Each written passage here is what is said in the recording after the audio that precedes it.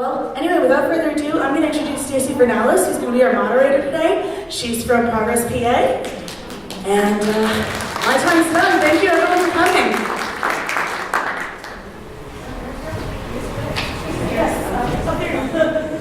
Well, good afternoon. Spring, huh? There's nothing like a broken boiler to, let you know how much your political gusto goes to keeping you warm. And after that great discussion with Moms Demand Action, I got pretty warmed up. My down coat's off, and I know you all, like me, are ready to hear from two of our astounding candidates.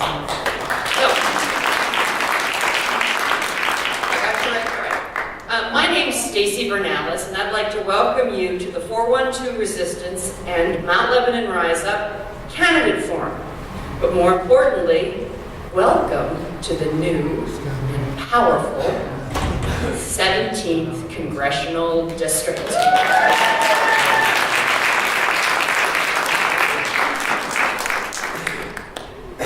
I wear a hat as PA12 for Progress, like Mondays with Murphy and the PA18, Progress 18, we realize that if you stick with numbers, this is an ever-changing role. So when I think of the new 17th, however long it'll be the 17th, I say it's composed of the guts of the 18th and the heart of the old 12th. And that means we are really poised for change. And a remarkable change it will be, as many who, like me, have been standing in front of Congressman Keith Rothfuss's office for 60-plus consecutive Wednesdays. Mary Rush, Michelle Ray, Linda West, part of that crew. I can tell you that Keith Rothfuss is afraid. You've got him on the run. And run we will, as evidenced by the two extraordinary candidates we have. Conor and Ray Linsenmayer, both are fully engaged to unseat Keith Rothfuss. Now, that's what's going to happen. Take my word. Before I briefly introduce you to these men, let me describe the format we're going to follow today. Today, we're going to have a discussion, not a debate. We will begin with each candidate giving you about a 7-minute statement, background, who they are, what you want you to remember. And then next, I have been given, with the diligent work of your hosts and hostesses, questions that have been submitted, and they've taken the opportunity to consolidate and clarify them. So what I'm going to do is pose the questions to each candidate, give you each a chance to respond, and put your personal touch on the issues that are of interest to this group. Now, let me introduce you to our fearless voters. Canvassers, poll watchers, committee people, interested members of our new 17th Congressional District community. I'm going to start with Ray, because Conor, he's in your home turf. If we were in the North Hills, I'd start with you. But Ray Linsenmayer is a McCandless native. He graduated from NA. Now that's North Hills shorthand for North Allegheny, kind of like Lebo is shorthand in the South Hills for Mount Lebanon. Ray is a bird guy with stints working on the Gateway Clipper fleet to get his way through the Duquesne University degree. He followed his dreams, working for law firms, being a miserable paralegal, or maybe a happy paralegal in a miserable law firm in DC. And from his work in politics, and from politics to the Pentagon, Ray is a keen observer of the political climate and the best methods for grassroots organizing. With his indefatigable zeal, Ray has fostered and nurtured the resistance movements in the old PA12 with strategies and tactics that have helped us win some Democratic seats on school boards and councils and other places where democracy begins. He and his wife, Deborah, and daughter make their home in McCandless. And now, a special welcome to Congressman-elect Conor Lamb. Doesn't Congressman-elect have a really nice picture?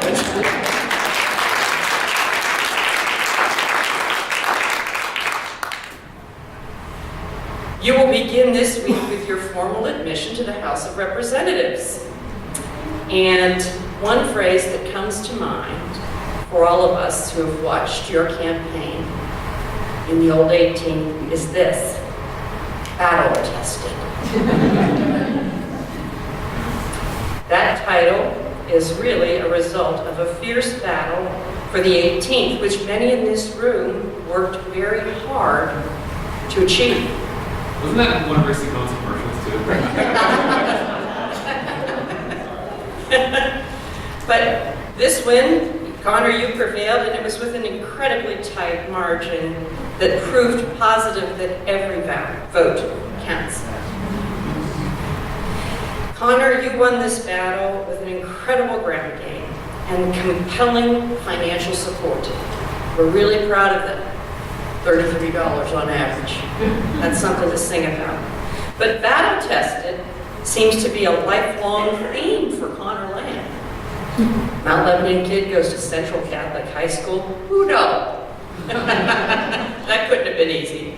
And going to Central Catholic for 4 years, we all know that's not necessarily easy. So he decides after 4 years at Central Catholic, he's going to head to the foreign team, go to Philadelphia for college and law school. That can't be easy with all those Philadelphia fanatics and various fans. And if that wasn't bad enough, he leaves Philadelphia for active duty with the Marines and uses his law degree to effect justice in armed services.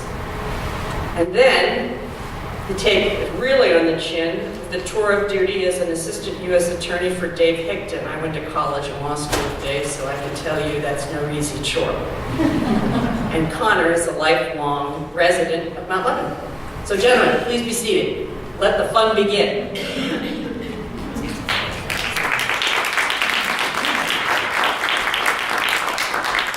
What we're going to do is, I think you switch it on. It's on. All right, let's talk about climate change. Ready? I'll just start.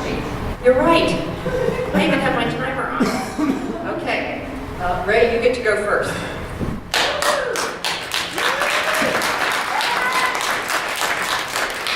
So hi, my name is Ray Linsenmayer. Thank you very much for the invitation to come down and speak on Lebanon today. So as Stacey mentioned, I grew up in McCandless. I live right now about a mile from where I grew up. I grew up here in the 80s. In the 80s, were really hard here in the Pittsburgh area. My parents, they had a real estate business. And there was no way buying houses in the 80s. We couldn't buy it. People weren't buying houses, they weren't selling houses. We almost lost our own house a bunch of times. My mom wanted nothing more than for us to go to college. And my dad wanted to go to law school and somehow get out of the real estate business back in the mid-80s. So he takes the LSATs, goes and starts calling around and saying, but I did pretty well. But I'm a blue-collar guy, I don't really have that much money. How can I afford to go to law school? So he calls a bunch of these schools, and one person says to him, does your mom work here? He said, what do you mean? He said, if your mom works here, then you can get a tuition break. So my mom goes out, here's that, she goes out and buys a book and teaches herself to type. 3 months later, she gets a job as a receptionist at Duquesne University. All 3 of the kids go there. She gets her degree there. My dad goes to law school at night while he's keeping food on the table during the day. Becomes an assistant district attorney in Allegheny County for 25 years, just recently retired. And while he was a DA, he started the union for the DAs. Steelworkers actually represent both the DAs and the board of defenders. My dad was one of the people who organized that union. So So after Duquesne, while I was still at Duquesne, I had this great teacher who said to me, Ray, I see some potential. I'm going to recommend you for a work program, a summer work program in Germany. And it was back before the wall came down, and I was working at Bayer Aspirin, making glue for heart medicine, but the year before the wall came down.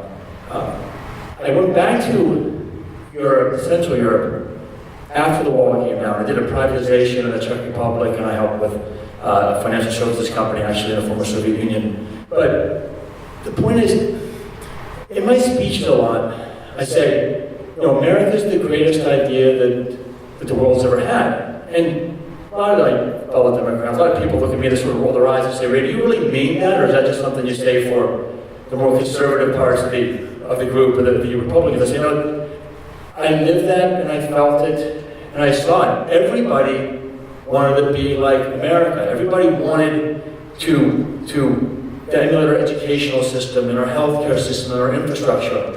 And to me, that's a birthright here in America. It's a birthright. I have a 2.5-year-old daughter. I want to pass that on to her, to everyone's sons and daughters, to everyone's grandkids. That is the way America is able to make a world that benefits America, because of that soft power, that birthright. So when I came back to America, I went to graduate school and got a master's in international business at the Fletcher School of Law and Diplomacy at Tufts University. I had about 20 plus years of business experience. Spent a first large part of that working with companies who were moving from technology into clean technology, and helping them figure out where they could put factories and where they could put businesses around the country. And the big part of that was I spent so much time understanding why these businesses moved into these areas. So my understanding of what we need to do in southwestern Pennsylvania to bring businesses here is based not only sort of on theory, but on actual practical work with businesses all over the country. The second half of my career has been with helping finance big solar, wind, and biomass projects for the Pentagon and Army bases. Now, I never realized this before they recruited me to do this, but I always thought, this would be great. The renewable energy guys would love this, the big solar and wind plants. The people that really wanted this was the Army, the generals, because it provided a level of national security. They were always concerned some terrorist was going to blow up a transformer in the outskirts of the base and shut down the forward operation, shut down the refrigerators. So the way I think about energy and the way that I think about infrastructure is formed from a view of national security. And that's practical stuff that I did, that I spent years and years and years working on, running energy finance groups. Look, I know a lot of us here helped Conor get elected. It was a super fantastic win, as Stacey mentioned. It was a great win. It was a win in the 18th. It was something that we were able to show the country that, look, we can win in these areas. But what I've heard an awful lot is that, look, there's nobody out there speaking to the issues that we care about on the Democratic side. Here in the 17, no one's speaking to things like gun safety and standing up to the NRA. Nobody's speaking about, Roe v. Wade is under threat. It's not a matter of we're going to support Roe because it's the law of the land. Roe is under threat. You see these reports coming out about Kennedy as someone resigning. One more justice and Roe's gone for a generation. People want, they say, Ray, we want someone up there who's going to support Roe, who's going to call for an assault weapon ban and support Roe. We also, people want to talk about the environment, they want to talk about climate change, they want to talk about universal health care. And the concern people have is that Conor, for as great as a win that you had, we were only able to put such a strong candidate in front of Brooks Lacone because a bunch of party people voted in a closed committee in the 18th. We need to be able to have a Democratic primary to talk about Democratic issues. People are quite concerned, I'm quite concerned, that if we just have a primary with without talking about these issues now, we're never going to be able to talk about these issues. No matter who wins up here, Conor or I, we're going to beat Keith Rothfuss. This is now a district that's 50% Republican and 50% Democrat, and 36% Republican. For every two Republicans, there are 3 Democrats. We are going to beat Keith Rothfuss. They beat him in Alabama, they beat him in Wisconsin, we're going to beat him here. The question is, what kind of vision do you want? I think I would be a better legislator, both in my understanding of jobs, my understanding of the fact that I came up hard. I had stitches in my arm that I had to get pulled out on my back porch when my dad was singing Battle Hymn of the Republic. I know what it's like not to have health insurance.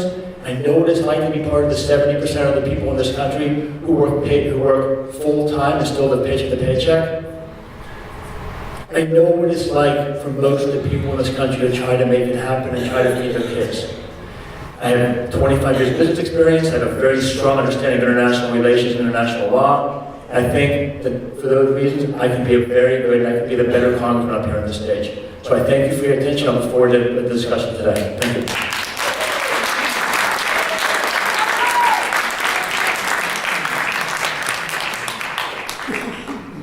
All right, good afternoon, everybody. I owe a big and heartfelt thank you to many people in this room. We never would have even been in the fight in this last special election if it wasn't for you. And I hope everybody in here, whether you were involved in the campaign or not, understands exactly what it is that this team just accomplished. I mean, if you go back to where we were in September, October, we were facing a district that literally had been drawn by a computer program in Harrisburg, a computer program called RedMap, to make it impossible for a Democrat to ever win the seat. And there had been no Democrat the last couple of elections. We all know how the president did here. And in such a short span of time, we were able to build a campaign that shocked the world.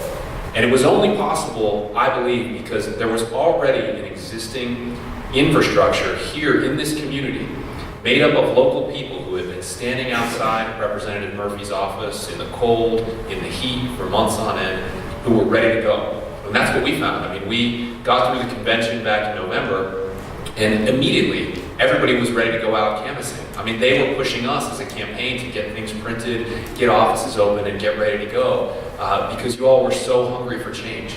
And when you win an election by 755 votes, you're more aware than probably anybody in the country how every single door that had to be knocked on and every phone call that had to be made a big difference. And I know a lot of people in here knocked on plenty more than 755 doors and made a lot more than 755 phone calls. So I want you to applaud yourselves. I want you to realize how big that was. It was a gift to the entire country, I believe, what you showed. Thank you.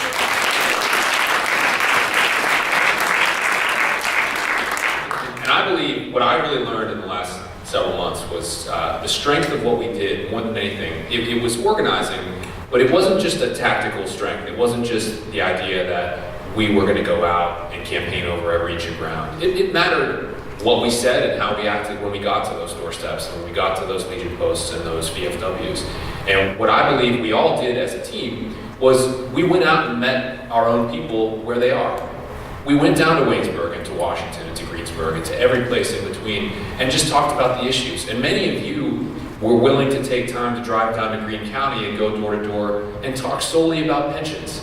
You know, an issue that maybe it isn't on the front page of the New York Times every day, but if you've been down there, you've seen how an entire economy rests on the promise that our government made to coal miners in the 1940s. That for years of hard and dangerous and dirty work, we were going to make sure that the government always said their pension would be there for them. And so now there's thousands of people concentrated in one part of the country who are living and dying every day with the worry that our government is going to take that promise away because so many of these companies have gone bankrupt. And if you expand that out to all of our seniors who have been relying on the promises of Social Security and Medicare for decades, in which they've seen money come out of their paycheck every single 2 weeks to go to those two programs, and now you have leaders in Washington like Paul Ryan who refer to those things as entitlements, or things that can be played around with or changed, like some kind of welfare program or some kind of discretionary program. Together, we push back against that. And that was only even in discussion, right? Because the Republicans wanted this big corporate tax bill back in December. They wanted to reward their donors. I mean, it was right there in the newspaper at the time that Republican donors were pushing for that bill. And that's why they took people who made over $600,000 a year and gave them a massive tax break. And then the next day, Marco Rubio and Paul Ryan were on the news saying that now it's time to turn to entitlement reform, ladies and gentlemen, to pay for this $1.5 trillion. And analysis since then has shown that 90% of that bill went to the richest 1% and the biggest corporations. Many corporations that pay zero federal income taxes in this country, zero. Well, remember that they were going to make this special election a referendum on that tax bill? I mean, anyone who was watching TV around here in January saw that all the commercials were about Nancy Pelosi and crumbs and how this tax bill was going to save the middle class. Well, they pulled those ads off the air. They didn't keep them going until election day. Then we got even to the better, greatest hits of immigration and crime and all that other stuff. But they pulled those ads off the air because we were out there doing the work, winning the argument with people that it wasn't right to come after the middle class and the working class to finance these tax cuts for companies that move their jobs overseas anyway. In fact, that tax bill included more incentives for companies to move jobs and even build factories overseas. That's what people are learning now. And part of the reason we were able to do that was because of great organizing and volunteer support. It also was because our campaign wasn't beholden to these same corporations. We said from the very beginning that we weren't going to take corporate PAC money as a campaign. It's not the only solution that we need in the campaign finance area, but it's one very important step. And I believe, now that I'm going to get to go down to Washington and represent you, that I'll be able to deal with any corporation from a position of strength because they haven't bought me from the beginning. And people need to know that. You've all heard me say before that I subscribe to Franklin Roosevelt's belief that people need to know their government walks on their side of the street. And so that's on an issue like campaign finance, but it's also, I think, on how we do talk when we get out and do this organizing and the basic work of democracy that we've done, the way it's supposed to function in the town halls and in the streets and on people's doorsteps.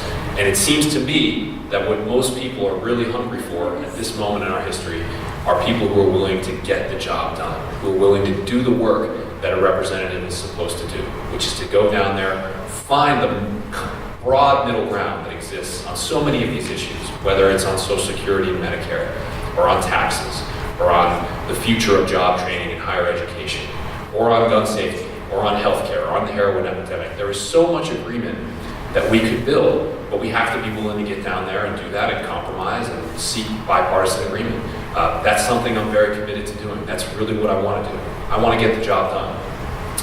I think that there are many issues which we can really own as Democrats and progressives because we're the ones who want to take action on behalf of the government. I think everywhere right now in this country, you're seeing that people are finally in a big way pushing back against this trickle-down economics that has been pushed for a couple generations now, and the idea that Grover Norquist or somebody put out there at one point that they wanted the government to be so small they could drown in the bathtub. I really haven't met anyone out there that has a particular idea in their head of what size the government should be. They know what they want the government to do. They want the government to rebuild our roads and bridges, to save the young people who are dying of heroin in all of our towns every day, to put together a healthcare system that works and doesn't bankrupt people when they have an accident or a serious illness in their family, to create jobs so that people can stay here in the towns they grew up in and just make enough money to buy a house and raise their kids and be able to go to the high school football games on a Friday night. That's really not too much to ask, and that's what most people have asked me about. I think if we stay focused on those things and we reach across the aisle and build some consensus on all these issues, we're going to win a lot of elections. This special election, the elections in November, and everything going forward, and we'll win those elections not just for their own sake, but so that we can actually deliver on the promises that we've made. That's what I'd like to do. I would be honored to be your candidate again throughout the rest of 2018, and I'll shut up now so that we can answer all the questions that you have.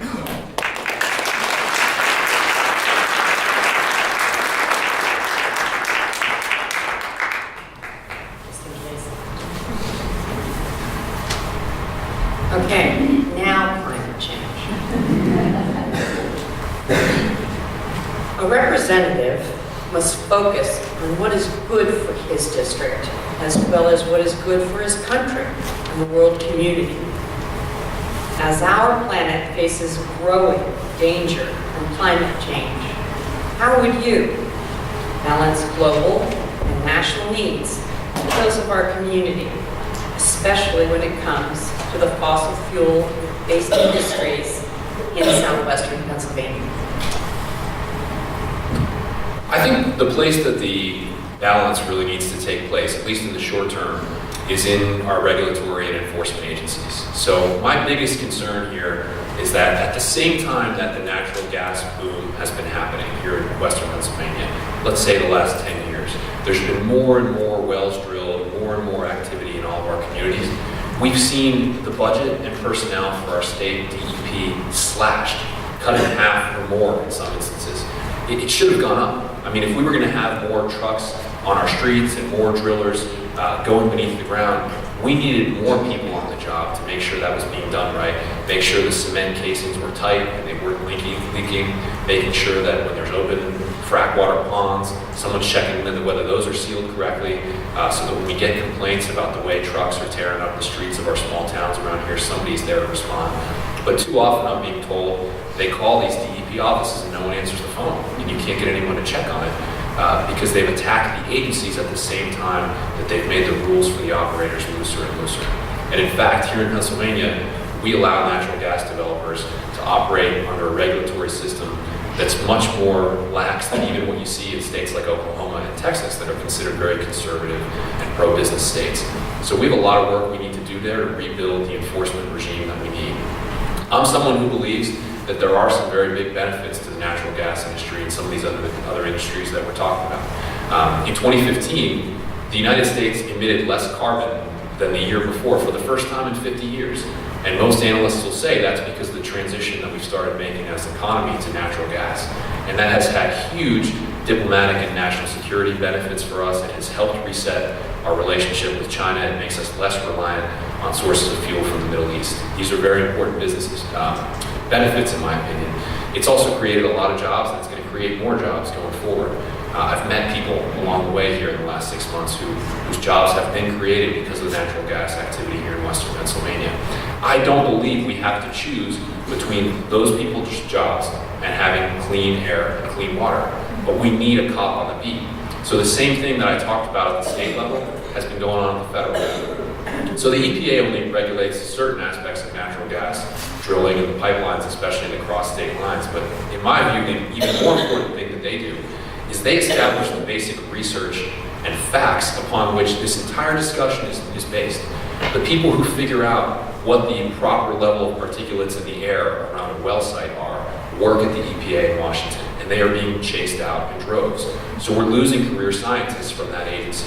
They're just going away. And in fact, the Trump administration has even accused many of them of having a conflict of interest because the government gives grants to their universities, and therefore when they sit on an advisory panel for the EPA, somehow they're conflicted in the advice they can give.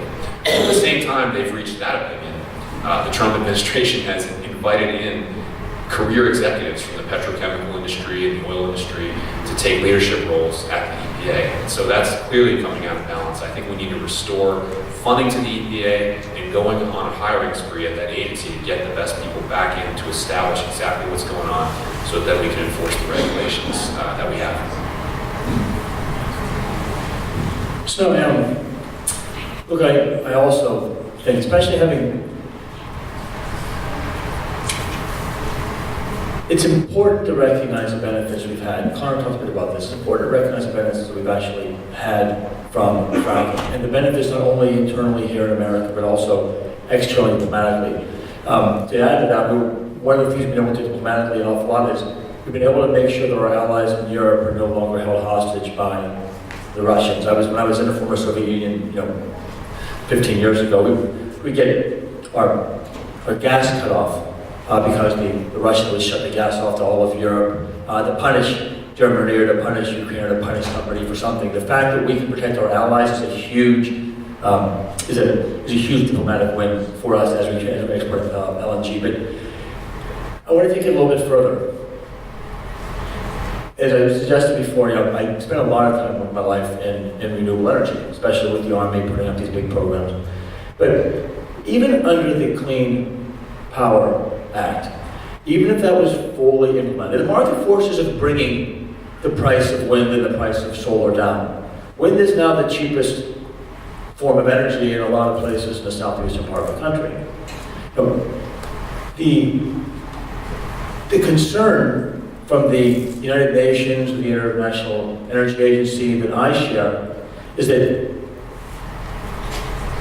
we have to make sure the only sustainable climate solution out there has to do with will require carbon neutral energy sources. Even if the Clean Power Pact is fully implemented, we are still going to get the majority of our power from fossil fuels in 30 years. So we have to be able to figure out a way, not only through natural gas, which absolutely brings the carbon emissions down, but we're lucky here in southwestern Pennsylvania to have the National Energy Technology Laboratory right around the corner. And what they focus on, there's national labs all over the country, but what NETO focuses on is carbon neutral energy. What they focus on is stuff like carbon capture and storage, clean carbon. There's an office here, an office in West Virginia. This technology works. It's expensive now because it really hasn't been deployed as much as it should be. While we focus on renewables and natural gas, we also have to spend cycles of work finding carbon neutral energy sources, or we're asking the wrong questions. We're not asking about renewables, we have to ask about the climate and how can we turn this around more quickly. In 30 years, it's going to be too late.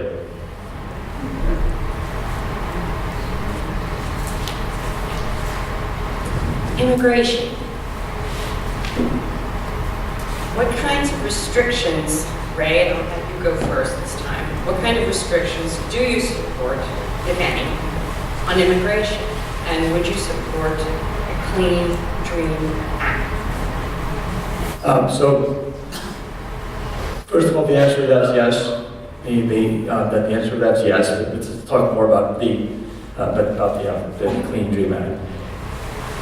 Immigration is really complex, right? There are people on both sides of this. And there's complex solutions. One simple solution, though, is that I would argue that any Democrat or Republican that votes to fund even 1 yard of Donald Trump's border walls should be thrown out of office. They're on our side, they're on their side, they should be out of office, that should not even be on the table for negotiation. Look,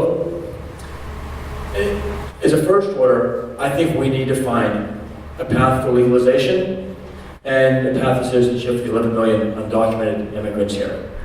I also think that we do need to make sure that we have stronger border security. I'll give the other side that. We have to make sure we have stronger border security.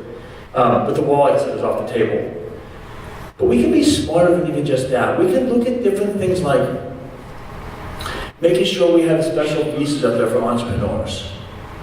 Making sure that we have a special visa out there that if you go to school in America and we teach you, we should give you a visa to stay here. It is absolutely against our interest to send you home, especially if you've been studying at a public university that we funded. We can look at different ways to say, let's get a numerical point system for different people coming into America to make sure that we get the people we want to come into here in America. The Social Security Administration said stuff like this. They said a couple of years ago when they were looking at this under the Rubio bill, that this would add $200 billion to Social Security's coffers. And the Congressional Budget Office, which everyone knows is nonpartisan, said they would add $800 billion to the budget here in the U.S. Now, this puts aside completely. I'm not even talking about asylum seekers here in this country. This is a place where people come when they are under threat in their own nations. The strength of America is that we are a country that looks outward. We're an outward-looking country who's confident, not an inward-looking country that's scared. People see themselves in America, and that's the strength of America. That again is a birthright. We should make sure we protect that at all costs.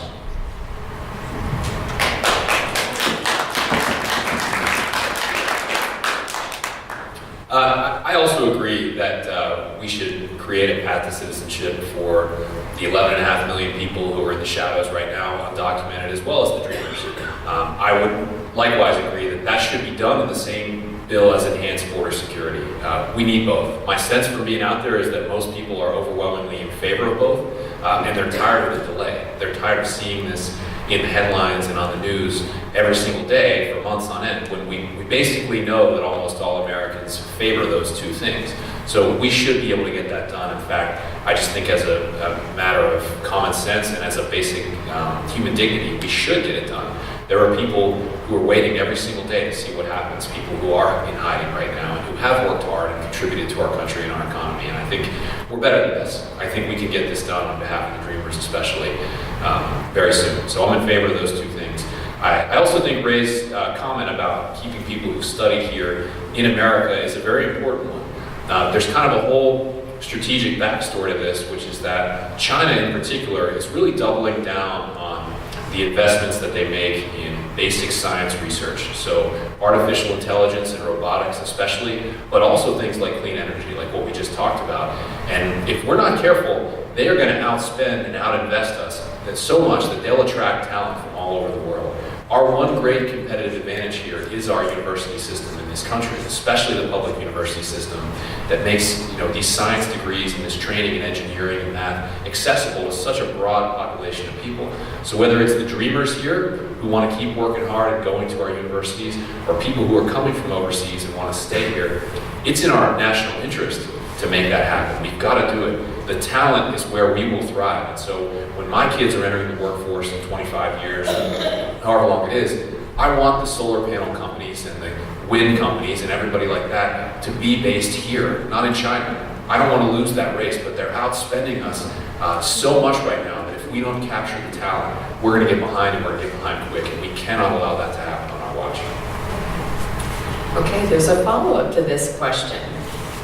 Ray, you've indicated that no wall. Conor, do you have a position on the wall?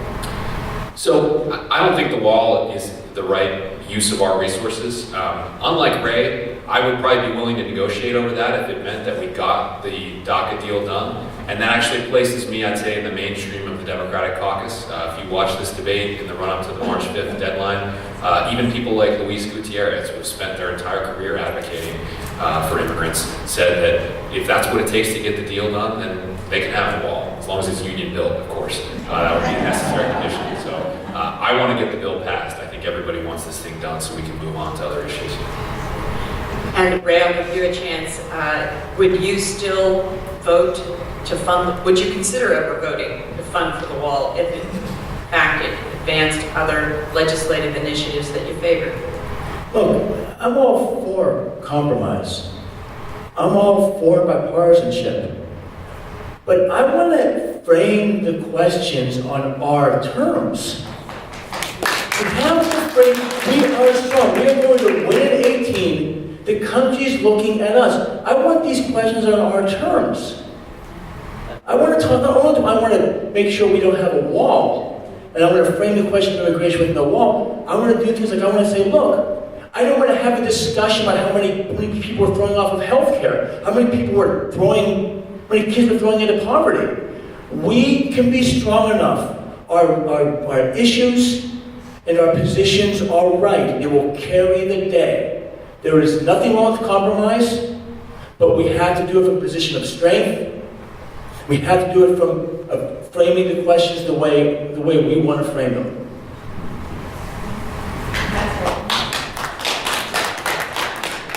Healthcare. Healthcare. It's not over. Do you favor a single-payer system? And if not, what would you do instead to make healthcare not just more affordable, but actually affordable? And I'm going to direct this to you, Conor, first. So I think everyone that's calling for healthcare reform basically shares the same goal, which is that we want every single person to be covered with healthcare. I believe it's a civil right, absolutely. And I don't want it to bankrupt them. There are too many people going into debt because of their medical bills today, whether it's from a car accident or a chronic condition, or just trying to take care of their kids. That's not right. That is not the America that I want to live in. I don't share the view of people calling for a single payer system right now, because I've looked at the bill that they have presented and circulated in the House of Representatives. It's a pretty short bill. It has no numbers in it. There's a finance section that's about this long. And to me, that means we haven't done our homework yet. We haven't made the case for exactly how this system would work. And the reason that that's such a big problem, in my view, is that the healthcare economy in this country is somewhere around $3 trillion. It's almost as large as the federal budget itself. So if we were going to bring the entire healthcare system under the auspices of the federal government overnight, it would effectively double the federal budget. We would have to figure out the way to pay for that transition cost and the way to structure a system so that the cost wouldn't actually go up over time. Because once everybody has all the health care they want with no preconditions and no deductibles and no burden borne by the individual user, that's what the actual bill that's in Congress right now calls for, people will use a lot of health care. I mean, and that's great. I want everybody to be covered. But right now, we have a patchwork system with 180 million people covered by their employers, all of whom have different levels of coverage, and many of whom bear the cost in the form of a copay or a deductible, which limits their use of health care. So if everyone is going to be merged with the same system, with the same level of coverage, that's going to be a costly and complicated proposition. I think in the short term, we could actually make progress toward getting more people covered with health care they can actually afford by restoring the Affordable Care Act to what it was supposed to be doing all along. I mean, it is such a remarkable achievement in the history of this country, and I think people are going to write about it for a long time, that after 2010, in just 4 or 5 short years, we added almost 30 million people to the healthcare rolls. Insurance premiums for a lot of people did continue to go up, and that exposed one of the flaws that we had in the system, which was that there were large parts of the country where the individual marketplace didn't work well enough. So there was only really one insurer on it, and they had a hard time planning for the people, especially with pre-existing conditions. But that, to me, is a non-negotiable provision. We have to guarantee coverage for people with pre-existing conditions. Right now, the law does not guarantee them that that coverage is going to be affordable. So I think we're going to see premiums continue to rise because of all the uncertainty that the president and others have injected into these markets. There's some great ideas out there about how we could have bipartisan healthcare reform right away. One of the ideas has been pursued in a couple of states where Republicans are in power. One is Alaska, I think the other one is in Michigan.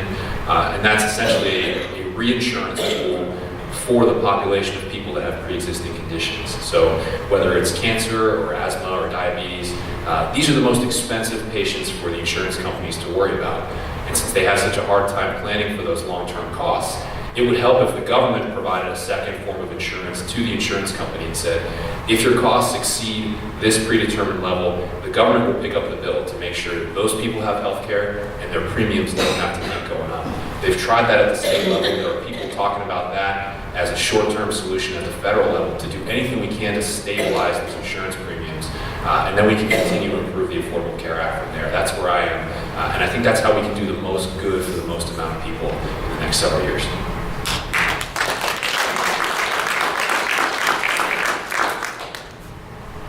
So, I actually grew up for a large part of my life without health insurance. Like, because I know what it's like not to have health insurance. I know what it's like not to have health insurance or car insurance or all kinds of insurances. And I know sort of the anxiety that people live under with that. I mean, I remember going to college actually and having a dentist look at my teeth, and I went to some student doctor at Duquesne University, and I was a kid, I had no idea. It's only as I get older I recognized I didn't have dental insurance growing up, so my mom got me into college and I wanted to make sure my teeth were okay. I didn't even think about that until I got older. There's a lot of anxiety around that. We have cancers hit my family very, very hard too. And we've been able to weather it for the most part so far. But the number of people that can't weather it, I don't know how people do it. If you have an illness in your family and you're working, you're working paycheck to paycheck and you have $500 in the bank, I don't know how people do it. I think I've also read 676, as Conor mentioned. I actually don't think it's well thought out yet that well. There's certain things that need to be much better thought out in 676, but the concept is right. We have to figure out ways where we can have not only universal but affordable coverage. One thing that I would suggest we think very seriously about, and I would support in Congress, is the ability to buy into a Medicare system. for everyone to be able to buy into Medicare. It'd be an enhanced public option, which the insurance companies are scared about because they recognize that it probably leads ultimately to a single-payer system. But there's a second part of that that's important. One of the great accomplishments of the Affordable Care Act was the part of the bill that said that there is going to be a minimum amount of coverage that every insurance company is going to have to offer. People don't go bankrupt when they show up in a hospital with coverage, right? Because then an ad will cost you like whatever it is, 30 cents, and you get stitches that cost you, $100, whatever it is. The way they get you is if you show up, if your insurance doesn't cover it anymore. Not only if you don't have any insurance, but if you blow by your insurance limits. Then all of a sudden ad will cost you like $12, and they have guys come into your room saying, look, you need surgery, but before you get the surgery, I want your credit card number. It happens all the time in American hospitals. People should be able to buy into Medicare. They should be able it should be very clear how much this stuff should actually cost. Right now, these health insurance companies are making billions of dollars a year in profits. I'm a business person. I own $2 billion in profits a year means you're taking in $2 billion more than you're putting out. I grew up in telecom, and in telecommunications, there was these private telecom companies like Bell Atlantic were only allowed to charge, X amount more, 4 or 5% more than they actually spent. And that allowed us to get a great telecommunication system, a relatively great telecommunication system, but at the same time, allowed everyone to afford it. I think that's a model we should be thinking around with healthcare. We've got to bring costs down. There are people out there that say, look, I need a hearing aid, Ray, but it cost me $18,000, I can't afford it, so I'm not hearing right now. And this is in McCandless, utterly unacceptable. We can do better than that. Again, we have to frame the conversation in our way.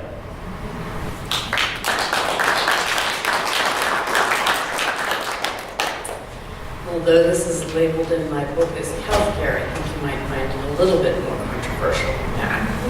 I'm going to split this into 2 questions.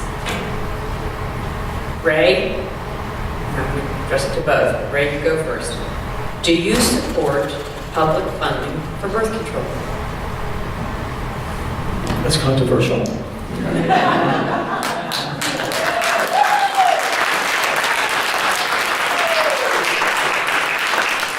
Well, the answer is unequivocal yes. Unequivocal yes. Look, when I was in college, I went to Duquesne, a very Catholic school. I wasn't Catholic actually because I just went because my mom could afford to send us there. But I went to Duquesne, and great school, really great school. Enjoyed every minute I was there. But I remember all these girls who were at Duquesne, who had never had an exam before, who needed an exam, and they're all freshmen. They were a lot really struggling, really worried, and their boyfriends, I need something. I can't go to the doctor at Duquesne, the OB at Duquesne, so I want to go to Planned Parenthood. I want to go somewhere else. And their boyfriends wouldn't take them because they were like, I don't know anything about Planned Parenthood, right? So I had to walk like a half dozen of these, girls, women down to Planned Parenthood, which when in the 80s was down in Liberty Avenue, which at that time was a pretty rough and tumble area of Pittsburgh, if you remember correctly. And I didn't know that much about Planned Parenthood. I was probably, 18, 17 years old. But I do remember sitting in those waiting rooms and having those girls come out and the relief on their faces, either because they didn't have what they thought they had, or because they were able to get birth control, or because they had their first exam and they knew, I'm okay. I didn't know much about Planned Parenthood, but I knew this is a great organization. So not only am I a huge supporter and a knee-jerk supporter for the public funding of birth control, but I'm a knee-jerk supporter for Planned Parenthood as well. It is a great organization.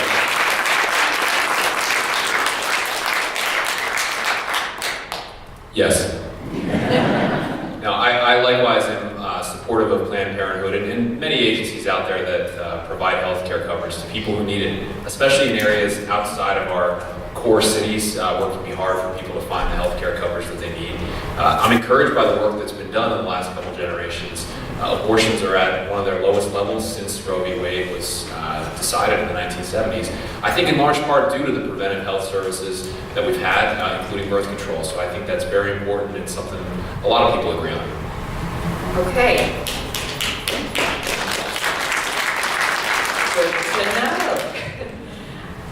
Question, Conor. Would you oppose all legislative efforts to restrict women's access to abortion? I believe that the answer to that is yes. I only say it that way because it's a little difficult when you ask all possible legislative efforts. I don't know exactly what we could be considering there. But during the campaign, one such effort came up. It was a late-term abortion ban, I think after 20 weeks. And somebody from the National Review asked me what I thought, and I said I would have voted against that bill. I am a lawyer who has read Roe v. Wade. I think it was correctly decided. I think this is a right under the Constitution. We have to uphold it. Like all of our constitutional rights, we seek the stability that the Constitution provides. And I believe in Roe v. Wade. I will uphold it. I will defend it. I think it's the law of the land for good reason. And I would resist efforts to change it or limit it. I think that when we see these limitations placed on a woman's right to choose, they almost always fall hardest on the people who have the least ability to stick up for themselves and advocate for themselves, and women who earn the least. And they might be out in the middle of the country where it's hard to get access to health care or birth control or all of these types of things, and I think that's wrong. I think people end up in difficult situations for a number of reasons, and the right that we say they have should be given to them equally. So I would resist efforts like these bills to restrict late-term abortions, which in any event seem to me to be used as a political football because they refer to very, very small number, 1 or 2% of abortions that happen. And usually those are in the most complicated and difficult situations when the choice should be made by a doctor and woman herself. So hope that answers the question.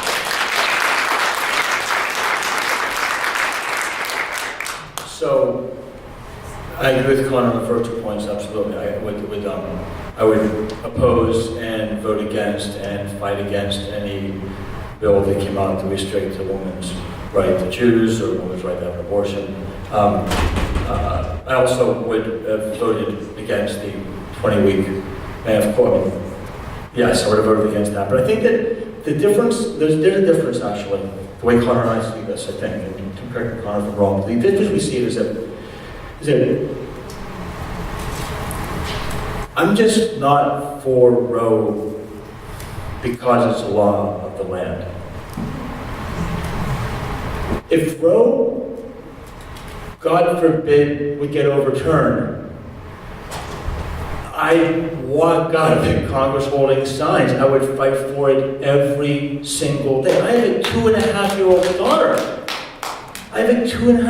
Roe was not only it was a well-designed opinion. It's the right opinion. I'm personally for it. We go to both a church and a synagogue. My daughter actually has a lot of spirituality in her life. I am against it. I'm a supporter of it personally, and because it's the law of the land. And you can count on me to fight every single day if, God forbid, one day it's not the law.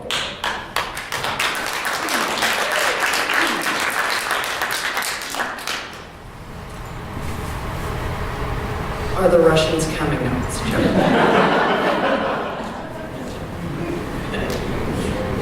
My question, and this is for you, Ray, first. Do you believe that Congress should act to protect the Mueller investigation? And would you support the creation of a select committee on Russian interference in the 2016 election whose findings will be public? Yeah. Yes, and yes, all the way around. Yes, I support the investigation. Yes, I would support a select committee. Look, this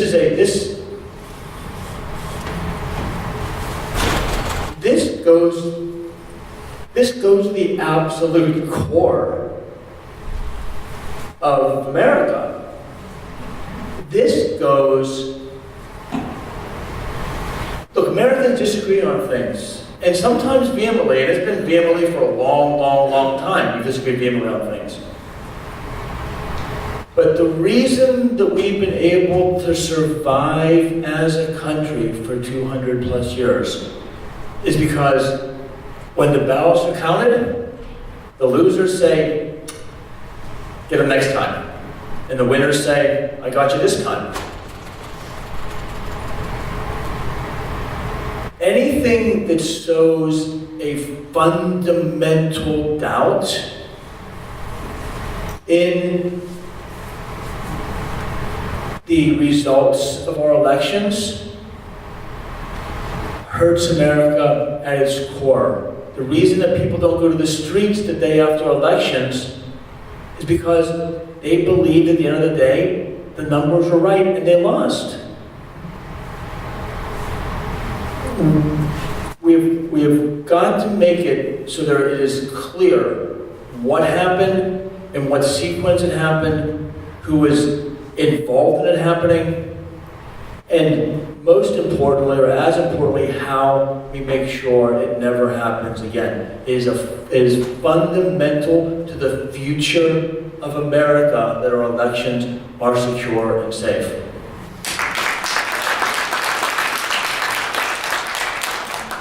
I absolutely support the Mueller investigation. I would be behind any legislation or budgetary decisions that need to be made to make sure that he has the time and space that he needs to get this one right. Unfortunately, what I've seen in the last few months is we live in an era where people do not believe much of what comes out of Washington, D.C. and what they see on television. They think that the whole thing is captured by special interests, that there are such things as alternative facts. What the Mueller investigation promises is the ability to come out and establish what the facts truly are based on rigorous investigation and research. And it is led by a man who is a Republican, who enjoys a widespread and bipartisan reputation for the utmost integrity, a war hero, someone who has devoted his life to this country. I can't think of a better person for the job. I have no idea what his investigation is going to find. I don't think any of us do.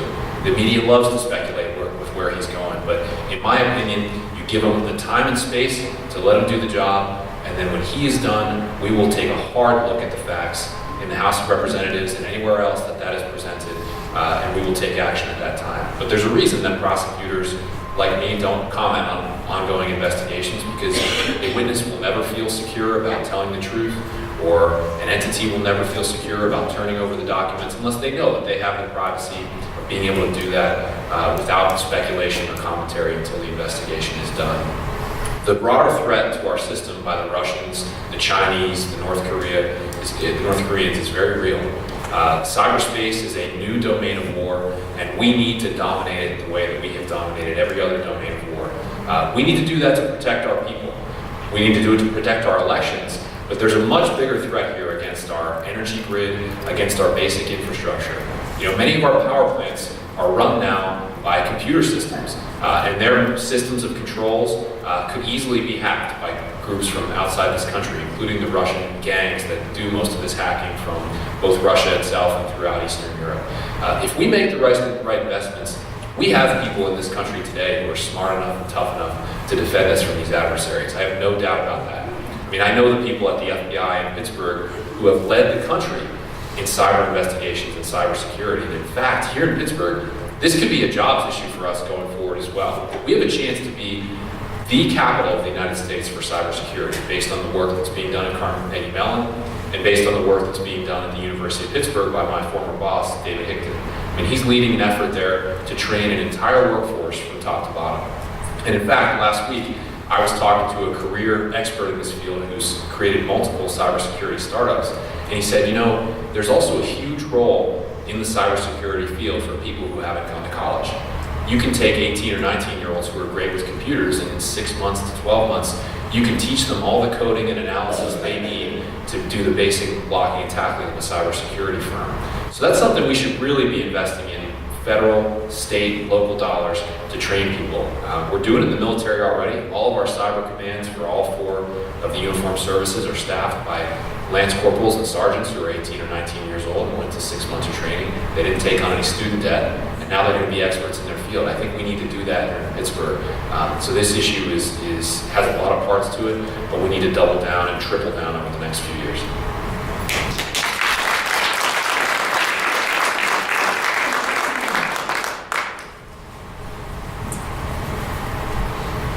talked a lot about guns, both of you yesterday, so you're not going to be surprised that there's a few questions today. Conor, I'm going to let you handle this one first. Do you support banning assault weapons? And if not, please list the specific reasons as to why someone who is not in law enforcement or in the military should have it. Sure, I'm going to step back for 1 second and just establish a couple of facts about this debate that I think are really important. And they are kind of the reason that I don't start at the question of an assault weapons ban. We have over 300 million guns owned in this country already. We have 8 or 9 million of these rifles that you're talking about already owned and out there and in people's hands. The unique history of gun ownership in this country means that people feel very strongly about the weapons that they own, whether they're the assault rifles or their father's hunting rifle or the handguns that they purchased. People feel intensely on both sides of this debate. And then you layer on top of that the fact that we have a Congress that is more gridlocked and divided and partisan than probably at any time in our history. And that formula has produced a situation where every single one of these tragedies has happened. If you go back to Newtown or the South Carolina church shooting or the Texas shooting or Las Vegas, and no federal legislation has been passed at all, not a thing. Even though massive amounts of people and high percentages in polls say that they favor a better universal background check system that closes the gun show loophole and closes the internet sales loophole, we still haven't even gotten close to passing a bill. The closest we got was in the Senate. I think they had 53 votes for Manchin and Toomey back in 2013, but it never would have passed the House. And so what I'm trying to do as a matter of practical reality and as a matter of urgency is push for a piece of legislation that could actually pass in 2018. I think we owe it to our students, I think we owe it to our teachers and our parents, and I think we owe it to the kids that walk through dangerous neighborhoods in the inner city every day and get shot at by handguns, which is what is used in 98% of violent gun crime in this country. We could get a bill done that would protect all of those people, that would keep all firearms, whether rifles or handguns, out of the hands of people with mental illness and out of the hands of criminals. This is something I've been thinking about for a while because when I was in the U.S. Attorney's Office, I did gun trafficking cases, and I'm well aware that when people walk into a firearms store today, when the clerk pulls up their name on the computer screen, the information that they see is partial, and a lot of times it's wrong. So there should see information about a person's criminal history, but many states and the United States military haven't properly reported that information because we haven't put enough funding behind the background check system. See, the NRA attacks agency budgets and they attack the ways that agencies operate in addition to attacking the laws themselves. That's something we need to change. The situation with respect to mental health information that would appear on that screen is even worse. Pennsylvania's actually been a leader in supplying mental health records into the national system because of legislation that we passed here in Pennsylvania. It was called the PICS system, and it was like a smaller background check system that feeds information into the national system. And as a result, we established a 15-day period here in Pennsylvania. When anything is triggered at the point of sale on that computer screen, the state police have 15 days to track down the conviction or the mental health information to keep that person from buying a firearm. While in South Carolina, where Dylan Roof committed that shooting in the church, they didn't have the PIC system. They didn't have a 15-day waiting period. So he bought a rifle and he committed that shooting a few days later. That would have been stopped here in Pennsylvania because he did have a qualifying conviction or misdemeanor, I forget which one it was, that would have kept him from getting that rifle. So the background check system really works, but it takes a lot of work to get it done. And it will take hearings to talk about mental health conditions and what would qualify to keep somebody from getting a firearm, and to figure out the technological pathway to improve the reporting of all of this information and how we're going to keep it private. People on both sides of the aisle right now say they're in favor of doing just that. And the president most days says he's in favor of it too. So I will push for that, and I will push for it unequivocally because I think we can actually get it done. On the question, the specific question of the assault weapons ban, I don't think it enjoys anywhere near that level of support, particularly that level of bipartisan support. And I think a bipartisan bill is what has the best chance of actually lasting and protecting our people. So the question of why people need these rifles is one that people often ask. There are 8 or 9 million of them already in this country. We're not writing from a blank slate. The people that own them like to shoot them, whether it's for pure target practice Many of them shoot them competitively. Some people even hunt boar with them down south. The point is they're out there, and people already own them, and they're part of our national life. So my commitment is to try to keep all firearms out of the hands of people that shouldn't have them. So,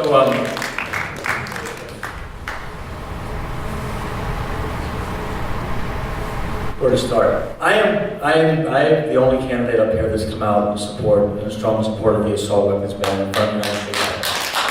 This is a bill that Bob Casey himself has signed on to. Now, I voted for Bob Casey, and I think Bob Casey's great, but Bob Casey's nobody's left-wing liberal. Rick Scott signed a bill to raise the age limits and to do better work around background checks in Florida. We can do better than this. We don't need to be incremental about this. Before Parkland, 67% of the people in this country were for an assault weapons ban. Before Parkland. There's support among the people for this. This assault weapons ban has had a bunch of different things. Not only does it ban the sale of, we're not going to take anyone's guns out of their houses. There are guns there, they get to keep their guns, but we're going to ban the sale of them. But that's a bit of a misnomer. The reason we got in trouble with the Clinton administration, we did this in the mid-90s, is that what Colt does, Colt comes out and says, look, this gun has because we're only banning certain kinds, right? That's even what Dianne Feinstein's bill says. You know, if you have a pistol grip or you have a fourth, they have all these, it has to have this. Well, Colt will come out and do it and say, look, this gun is an assault weapon because it has a pistol grip. So I'll just make a new gun with no pistol grip so I can sell that.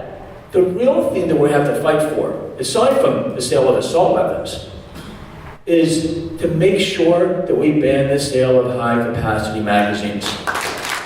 A bunch of people in my group, a bunch of people are helping me out, and I've done some of you know, done a whole bunch of work around helping candidates get elected over the last couple of years here in Western Pennsylvania. So, you know, been all over the country for years, but we spend a lot of time talking to people. And there's a lot of people in my group that go to gun clubs. And what they say is, well, there's some of these gun clubs, you can get dismissed that day for two things. One, drinking, and two, which makes some sense, two, if you have more than 3 rounds in your magazine. Even the guys at the gun clubs know how dangerous it is to have 20 rounds in a magazine. This is common sense stuff that Bob Casey signed on to. Also, we should fight to say we don't need any new gun laws except for background checks, which I completely support. All this stuff that's like table stakes I support. Getting rid of bump stocks, making sure we have universal background checks. All of that stuff I completely support. You know, 2 women a day in this country die because they had an intimate partner that shoots them? And 7 kids a day die. You know, do you know that if there's a gun present in a domestic violence situation, the woman's chance of dying increases by 5 times. Now, there's something out there called the boyfriend exception, which we should pass a law to ban and get rid of tomorrow. What the boyfriend exemption does, for you guys who don't know it, is that if you're a domestic abuser, you're not allowed to have a gun. Right? Well, you're in the database and you're red flagged, and you're probably not going to get a gun. However, if the person that you're abusing is someone you're not married to, or someone you don't have a kid with, then you fall under the boyfriend exemption, which means that you're not a stalker, you're not a domestic abuser, you can still get a gun. We should overturn that immediately. That's a new law that should have deep bipartisan support to get done.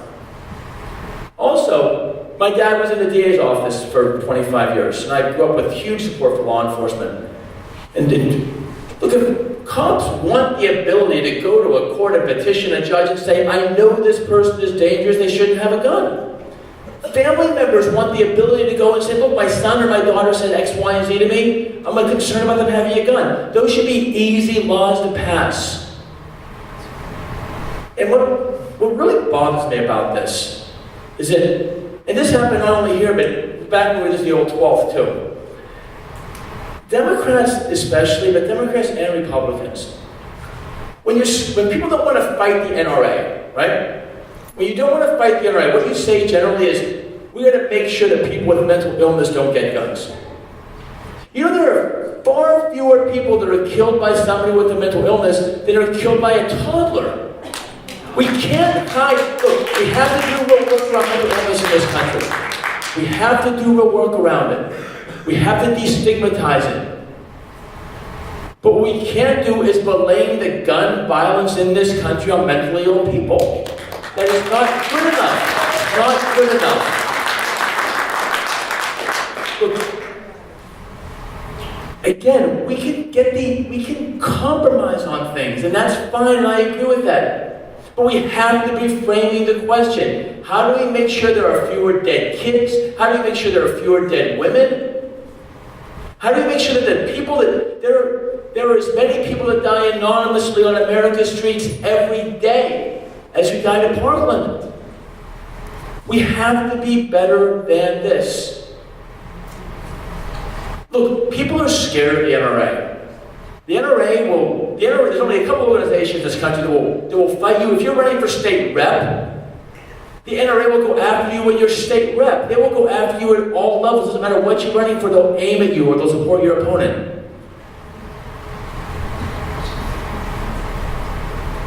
Sometimes leadership means taking positions that powerful interests are against. You have to be willing to lose and die on a hill that means something. I have a 2.5-year-old daughter. I know we're on the right side of this fight. This isn't crazy stuff. We're on the right side of this fight. And this is a fight worth fighting.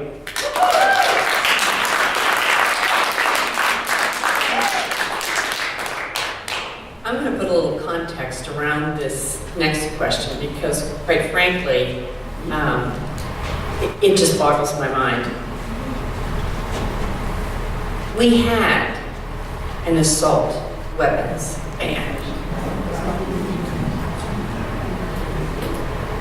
We had it for 10 years, right? Plus or minus. So tell me, if we've already done it once, saw the merit, experienced the value, had reduced gun sales and reduced deaths from assault weapons, what shift would it take in our culture where this ban would be widely accepted? And in your case, Conor, what would change your position? Conor first. Well, I mean, my position is my position. I've told you all how I feel about the assault weapons ban. The evidence of the assault weapons ban from the 1990s, when we have it, is not that great. I'd encourage anyone to look at ProPublica's extensive analysis of this issue. That's no right-leaning organization by any means. There was a lot of violent crime committed in this country with weapons of all kinds while that ban was in place. So I think the bigger challenge, as someone who's worked in this area day to day and worried about violent crimes at all levels, is how we police guns overall. And I mentioned earlier that one of the things the NRA has done for years is made it really difficult for the ATF and other agencies to go after gun crime in a serious way. And they infect it at every level. So they're running on this old, completely out-of-date paperwork system where they keep everything in a warehouse in West Virginia. And the way I experienced that as someone who was working every day on this was that it was much easier for me to get a bunch of people together to do a wiretap and make a huge drug bust than it was to go after people who were illegally trafficking in firearms and people who were shooting each other on our streets. We didn't have the same wherewithal, the same amount of resources behind those two problems. I think we transition out of the war on drugs and on so many issues in criminal justice, we start to look at a more public health approach. We have to turn back toward policing violent crime and firearms trafficking in a serious way, being even more serious about it than we were in the war on drugs, so that we truly are targeting the worst offenders and the people who are leading to these shootings in the first place. So that's where my focus is, and again, that applies to everybody. It applies to kids at schools like Parkland and Newtown, but it also applies to kids in the inner city who no one really ever has rallies for. And I want to see everyone. I was watching the battery go down and down and down as we were talking. I was wondering when that was going to happen, but I I want to see everybody be safer from the unacceptable levels of gun violence that we have in this country. But to me, that is an extremely complex and long-term problem. I'll be the first to tell you that the background check system is not the only answer to this debate. We're not done when, if ever, we pass that bill, but we've got to pass that bill. I mean, we've got to do the serious legislative work of building a consensus around background checks. And I believe that the best way for us to do that is to focus all of our energy on it this year and call the other side to account when they say they're for these things. We've got to get them to do the work and pass the bill. One of the reasons that I think that the assault ban made some progress, one of the lessons that we learned was that, as in a lot of things actually in government regulation, the private sector gets pretty smart pretty quickly. And what they were able to do is say, look, I can't sell this gun, I'm going to sell one that looks just like it. I think the new legislation should look at ensuring that guns that mimic the ones that are banned themselves. There should be a much wider way to look at the specific features that make a gun an assault weapon. But the reason it died after 10 years is because a lot of stuff here in Congress, you have to go back and pass it again in 10 years. They have 10-year sunset provisions. A lot of things don't. The NRA is really strong. It's just really strong. People are scared of the NRA. I always say that, the only medical exam that a politician should be subjected to, the one that every politician should be subjected to is, do you have a spine? These guys are hard. There are hard lobbyists that will threaten you with everything. You have to be willing to say no. Table stakes for any Democrat. Anyone thinking about, Republicans, anyone thinking about gun safety should be, will you pledge not to take any money from the NRA? Now, I don't have that problem because they're never going to offer me a dime. Not only do I pledge not to ask for any, but I also pledge that if they send me a check, I will send it back. Every single person who's talking about this, everyone should say, not only will I not be intimidated by them, I will send any checks back they give me. That should be absolute, the bare minimum that anybody thinking about this should be able to say. The bare minimum. Not that I don't have any intention to take any money from the NRA, because I got the intention to go to the gym every single morning, and I don't all the time. I don't actually anywhere near as much as I should. I have a 2-year-old at home and I'm running a political campaign. But it's not about intention. It's about an ironclad, absolute pledge. The NRA money will not show up in my coffers, and if it does, I will send it back.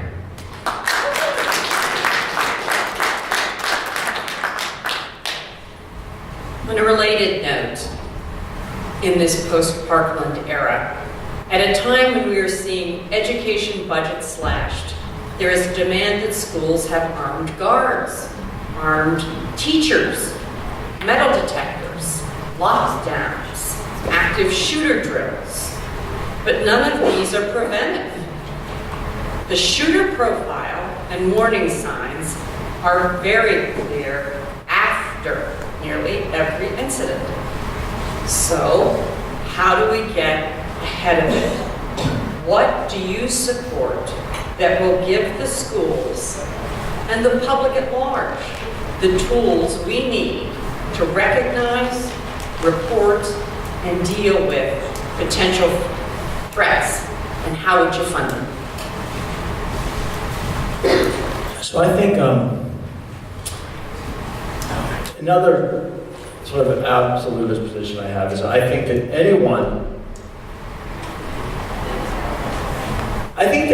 that arming teachers is likely one of the most ridiculous ideas that I've heard in the public sphere, and I don't know how long. I'm thinking back, trying to imagine my third grade homeroom teacher being armed and packing heat. I can't even conceive of that. You know, she has like a 68-year-old woman sort of hobbling around. I mean, she's going to be the one out there at the door with the gun. Utterly ridiculous.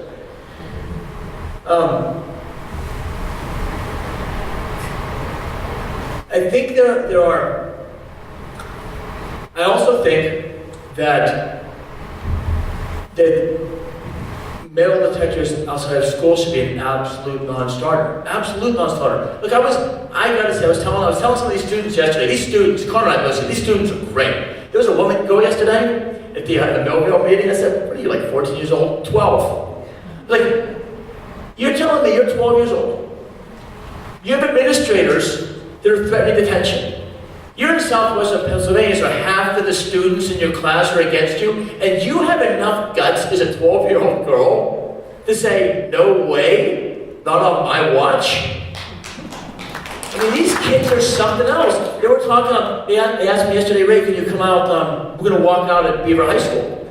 But they're gonna give us 4-hour detentions, so we want you to come and support us. It's like, we should get t-shirts made for you. These kids are so self-conscious. We should get t-shirts made for you. And you should walk into shopping malls, you'll get standing ovations in food courts walking around with like, I got a 4-hour detention because I stood up for gun safety.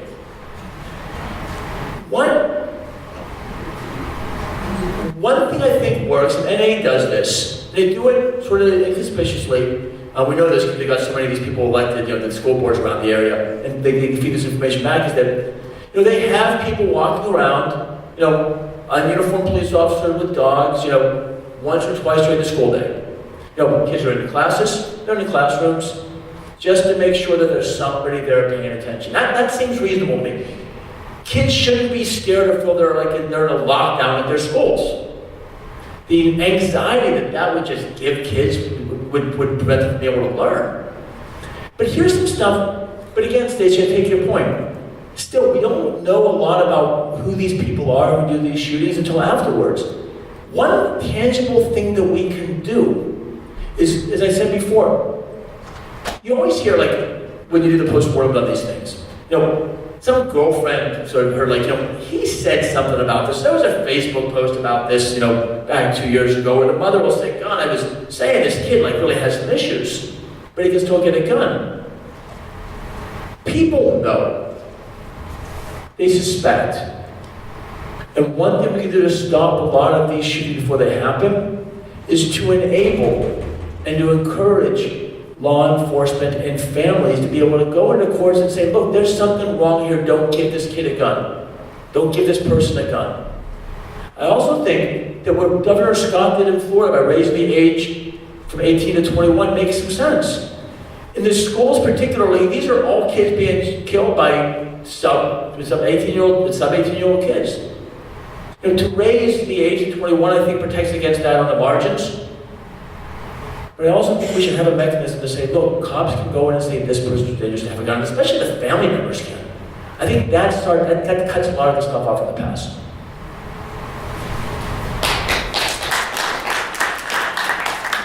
I think one of the things that's so difficult here is that this problem is occurring against the backdrop where so many states in our country have slashed funding for public education to the point that our local school districts are going to have a really hard time tackling this problem on their own. I mean, I've met so many administrators and people who sit close to the door at their middle school or high school, and even just a $10,000 or $15,000 construction project to move that door and make it electronically secure so that during the school day nobody can come into it and that person is no longer in the line of fire. That would be a huge help for those people. It would keep the kids safer. It would give the people in that office more peace of mind. And some of our school districts can't afford it for the same reason that so many of these school districts are using old textbooks and underpaying their teachers. And many of these same school districts have a part-time school nurse who is handling the mental health needs of students that are way more complex for anything that nurse has been trained for. I mean, I read the other day that in some places, the ratio of students to mental health counselors is like over 450 students to 1 in a lot of situations. So we're not giving our schools the personnel and equipment they need to do the job we're asking them to do in so many ways. And I think one of the things that we've seen in West Virginia, Kentucky, Oklahoma that's happening right now is even in states that are run by Republican governors and Republican legislatures where they have implemented so-called right-to-work legislation and there's barely any unions, teachers are walking out in big numbers and the general public is agreeing with them in a lot of ways because they've realized you can't destroy the government completely. You've got to invest in schools that are going to do the job of educating our kids for the demands of this century, meaning new textbooks and new technology. And while they're doing that, you've got to keep them safe. Meaning you've got to invest in mental health counselors who can actually do the job for the good of the students, not putting it on a school nurse or, God forbid, the homeroom or social studies teacher. Not arming teachers. I'm completely against that as well. I think it's a terrible idea. I know that there's a big difference between learning how to use a firearm on the range with a coach and learning how to use one under conditions of stress. We can't have that. But that means we probably do need to hire and train more police officers. I'm very concerned about what happens a lot of times when we put more police directly in the school. It leads to a lot of arrests in the schools and ramping up a disciplinary system that just segregates the kids and probably makes the problem worse than the one they're trying to solve. So I'd like to see a situation where our police forces in those towns take the lead on this, and maybe they can just have a substation near the school or do anything to improve the response time and actually enter the building when they have these crises. That's a technical problem that we can solve, but you've got to hire the people and you've got to pay the people. You can't attract mental health counselors if the salary is only $30,000 and they have to go to 2 years of graduate school at $50,000 a year each to go and do that job. People won't enter that profession. We all know that. And our school districts can't afford it on their own. So we have to have a system-wide reboot of how we are funding public education in this country. And to me, the number one issue is how we are paying the personnel. There are a lot of other issues with public education, but if you get the right teachers, if you get the right counselors, if you get the right police officers, we can start to tackle this problem. And I think it's something that we have to fight for in every budget at both the federal and state level going forward.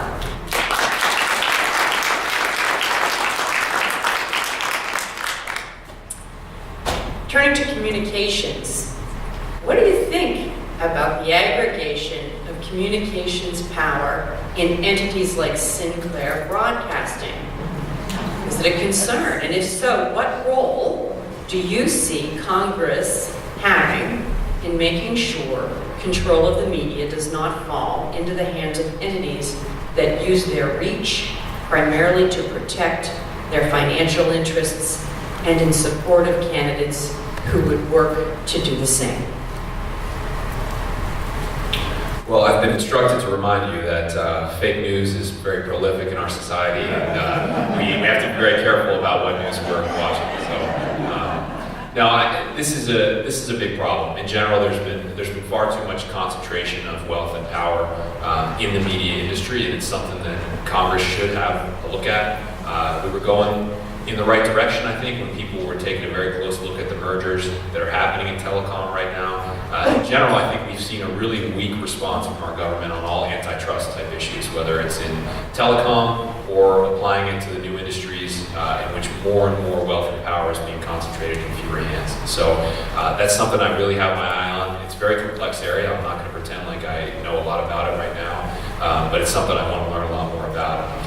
In general, I think that the average consumer has a lot of power in their hands these days. So I think everyone can start teaching their kids at an early age how to fact check every type of report that they hear. And I was really encouraged throughout this last campaign how many 7, 8, 9-year-old kids came up to me and knew everything that was going on in the campaign.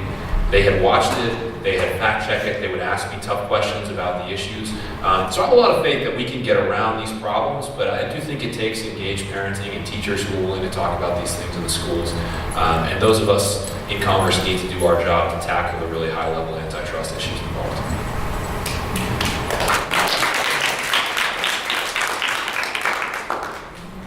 So I'm actually very concerned about the consolidation in the communication industry. In all industries, we'll talk about that in a second, but one of that feeds into as well the issue of net neutrality. The fact that, look, I worked in a bank which is sometimes a bad word, but I worked in a bank for a long time, back years ago. There are only a couple of reasons that you have mergers. When you look at the numbers, mergers only can be sold to companies if they increase your market power and allow you to consolidate workers. It's the only reason you have mergers. And so companies are always on the lookout to say, how can I own the distribution of my content? And so you have a lot of companies out there now that not only make the content, but also are in charge of distributing the content. The net neutrality rules made it so that the people that distributed the content couldn't discriminate about which content they deliver more quickly. In the Trump administration, the FCC's overturned these net neutrality rules, which I think is in some ways a clear and present danger to the ability of this country to innovate and to continue to lead on the kind of technology and the kinds of programs and services we're offering to people. It gives far too much power, exponentially too much power to these distributors. But look, we can mathematically look at this. And what you have is in business is something called the HHI index. I don't even know what it stands for. What it does in essence is it says I can go out and I can measure how much consolidation each one of these industries have. And Conor's very right. Over the last 20 years, in every single industry, they become more consolidated. One thing I think we would disagree on a little bit is that people don't have anywhere. They have a lot of power at the fingertips in fact checking. I'll give you that, I'm sorry. But they have a lot less power when it comes to their choices.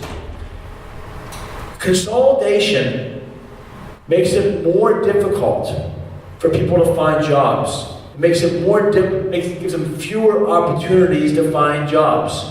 So people that get laid off, it's more difficult for them to find jobs. But also, it gives them fewer options in airlines, or in shoes, or in cable companies. No wonder people are so upset. They're getting shafted coming and going. The FTC is trying, the Federal Trade Commission is trying to have a balance over the last, many years, right? Sometimes they swing toward making sure that the economy can become more efficient by having fewer players. And yet it's very dangerous because you end up getting into a world where people have fewer choices.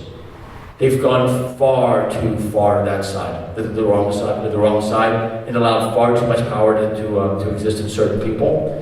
And we need to make sure that the FCC takes into account the fact that people need jobs and the fact that people need more choices, more over the next administration. And I'll fight for that from the Congress as well, to make sure that they focus less on efficiency and much more on making sure that there are more companies out there for people.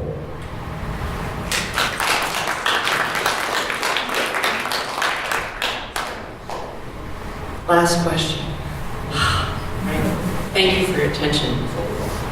What book is on your nightstand, and why are you reading it? Ray.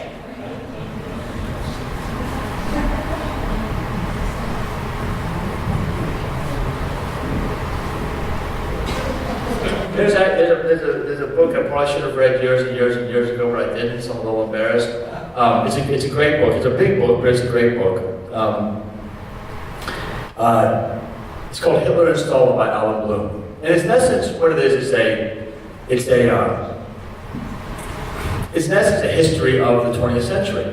Where it approaches it from these two guys, but it tracks them, from birth and as they grow and as they consolidate their power. And what's interesting about it is that they both consolidated their power by broadly playing by the rules that existed. They went out, what's crazy about it, what's super scary about it is that they were both sort of reasonably good politicians. They're both like, I'll consolidate power here, hurt my enemies there. These people, they got themselves to their authoritarian end by working the system. That's terrifying to me. You look at that as a mirror of what we're looking at here in America. I didn't read it because of Donald Trump. I read it because I thought it'd be a very interesting and good way, perspective of the 20th century. Especially given the time I spent doing work around the world. But the more I get through, it's like 1,200 pages, so I'm only halfway through. But because I'm running into the whole campaign, I have a 2.5-year-old. But it's a mirror of what's happening. And it's scary, and it reminds me every day that we have to stop. When I was living in Central Asia at one point, I had this kid who was doing a school project come up to me and say, "Ray, why don't people in America vote? I'm doing this class project. Why don't they vote?" I thought about it and I said, because everyone thinks it's going to be okay. We have enough faith in our system to say, look, if this person wins or this person wins, it's still broadly going to be okay. That is not the case anymore. No matter who you vote for, no matter who you support, knock on doors, make calls, not only for people like Conor and I, but make calls for your state reps and your state senate candidates. But Western Pennsylvania is part of Allegheny County and Beaver County, and the northern part of Westmoreland County actually represent 1/3 of the state's House seats that we need to take back Harrisburg, and 2/3 of the state Senate seats we need to take back Harrisburg. We can make huge inroads, fight door to door, fight neighborhood to neighborhood. That's how we won in 2017. That's how Conor won his special. Do this next year, and over the next 4 years, we'll be able to turn Pennsylvania blue and America blue again, so we can have these conversations framed in the way that we need to have them framed. Thank you. So I've got 2 books, both by the same author, and definitely recommend them to anyone in here. The guy's name is Adam Winkler. He's a law professor, I think out in California somewhere, but he just wrote a new book called We the Corporations, and that was what made me order it. He was just on Fresh Air, which is like, I'll let you know a little secret, my lifelong dream is someday to meet Terry Gross. She's like one of my heroes. So he was on Fresh Air, and it is just a great, exhaustive study on the way that corporations have consolidated so much legal power in our country. And the analysis that he gives, which I think is great, is they never had to have a civil rights movement. Corporations never had to send anybody out in the streets. They never had to do sit-ins or bus rides or high-level political organizing, the kind of things that real, actual people do to have change. Corporations paid a lot of really high-priced lawyers, and they achieved everything in the courts. And some of the things were things that people noticed, like the Citizens United decisions, but a lot of it was state-level and obscure areas of the law that kind of stay out of the media and out of the view of most people. And so we are at a level of corporate power that is probably unmatched in our history, at least since the days of the robber barons. And it's something we really need to address with legislation at every single level. It's a big problem that I've got my eye on. And I was a little disappointed today that we didn't talk more about some of these economic issues, because just from what I've seen in the last few months, that's where a lot of our people are. People are really hurting and living paycheck to paycheck all over Western Pennsylvania. Things like Social Security and Medicare, things like pensions for retired union members of all kinds, things like the attacks on our labor unions that will make it difficult for them to earn a prevailing wage on infrastructure projects, the salaries and pensions being paid to our teachers.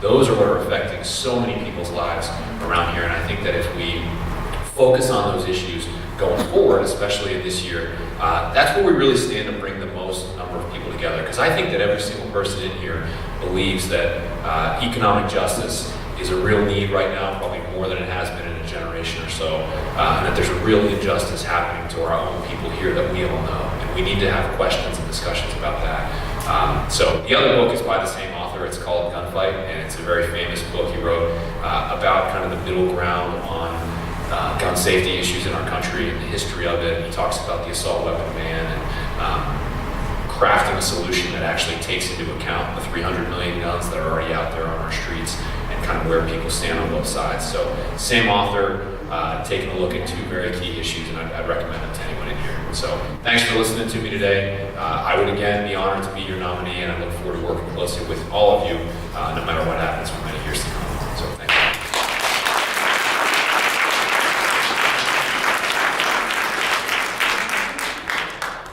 ladies and gentlemen, this is what democracy looks like.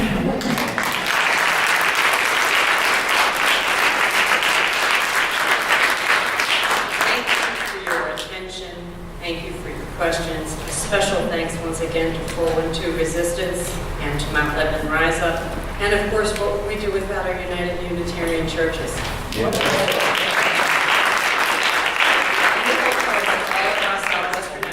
Pennsylvania for people that are very interested in democracy. I can say that we are very proud to have both of you on the slate. We wish every congressional district had such powerful, forward-thinking men running.